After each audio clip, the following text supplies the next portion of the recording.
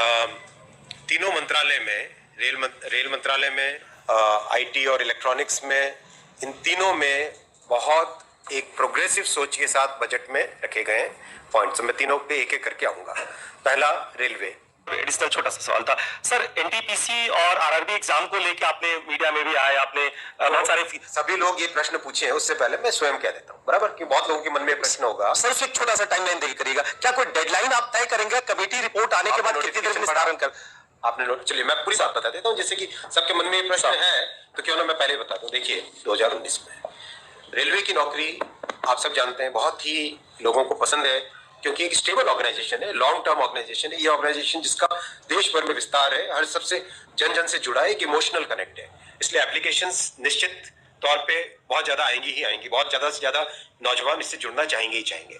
Applications खूब संख्या में आई, 1 करोड़ से ज्यादा आई एनटीपीसी कैटेगरी में भी और लेवल 1 कैटेगरी में भी 1 करोड़ से ज्यादा दोनों जगह आई एप्लीकेशंस। परीक्षा की तैयारी चालू हुई। परीक्षा के हिसाब से पहले जिनको अपॉइंट किया गया, उसके बाद में आया कि नहीं, टेंडर करना चाहिए। टेंडर के हिसाब से सीवीसी के रिकमेंडेशंस आए, उसके हिसाब से वापस टेंडर करके नया एक अपॉइंटमेंट हुआ कि ये टेस्ट की एजेंसी होगी। टीसीएस को सेलेक्ट किया गया एनटीपीसी के लिए, और मेरे ख्याल से एनएससी है ना, एनएससी को सेलेक्ट किया गया लेवल 1 के लिए, राइट। मैं पूरी बात बता देता हूँ जिससे किसी के मन में कोई संदेह न रहे।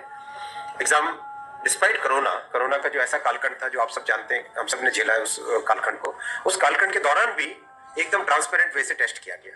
उस टेस्ट में आप सब जानते हैं कि कहीं से कोई किसी तरह की पेपर लीक की बात नहीं है, कहीं पे कोई मैनिपुलेशन की बात नहीं है, बहुत अच्छे तरीके से टेस्ट हुआ। रही बात शॉर्ट लिस्टिंग की, जहां पे छात्रों के मन में एक उद्वेग आया, और एक, मैं कहता हूं, हम लोग संवेदनशील सरकार है। हमारे मन में ये भावना है कि हम सेवा करें, हमारे मन में ये भावना नहीं कि हम राज करें।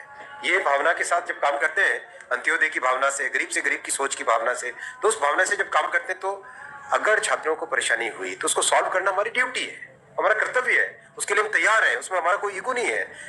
हमारी जिम्मेदारी है कि जो रेलवे से जुड़ रहे हैं उनके मन में अगर कोई प्रॉब्लम है, कोई संशय है, कोई पॉइंट पे डाउट है, किसी कारण से उद्वेग है, तो हम उसको समाधान करना हमारा ड्यूटी है। तो इसीलिए जैसे ये पॉइंट आया, तुरंत एक कमेटी बनाई जो कि सीनियर ऑफिसर्स हैं, जिनको एक्सपीरियंस है कई वर्षों का रिक्रूटमेंट का।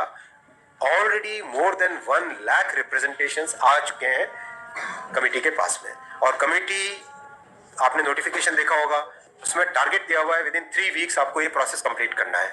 तो जैसे जैसे रिप्रेजेंटेशन आ रहे हैं, उसका तुरंत उसका एग्जामिनेशन भी कंप्लीट कर रहे हैं, जिससे कि एक फेयर वे में इस प्रॉब्लम का समाधान किया जा सके। 3 प्रॉब्लम्स हैं। पहला, एनटीपीसी में शॉर्ट लिस्टिंग में कितने होने चाहिए यूनिक कैंडिडेट्स। दूसरा, ग्रुप बी यानी लेवल 1 का एग्जाम सिंगल स्टेज होना चाहिए, डबल स्टेज होना चाहिए, राइट। तो ये 2 बड़े इश्यूज हैं। तीसरा मुद्दा है कि भाई टेस्ट का लेवल कैसा हो, हाई है, बहुत ग्रेजुएट ज्यादा आ जाएंगे 10+2 कैटेगरी में, संवैधानिक व्यवस्था है, उसी फ्रेमवर्क में हम सब काम करेंगे। तो इन तीनों का समाधान करने के लिए हम लोग तत्परता से काम कर रहे हैं, टाइमलाइन लेके काम कर रहे हैं, संवेदनशीलता के साथ काम कर रहे हैं, सेवा की भावना के साथ काम कर रहे हैं। इसमें हमारे मन में, हमारी नियत में, हमारे तरीके में, हमारे प्रोसेस में कहीं पे संदेह की बात ही नहीं।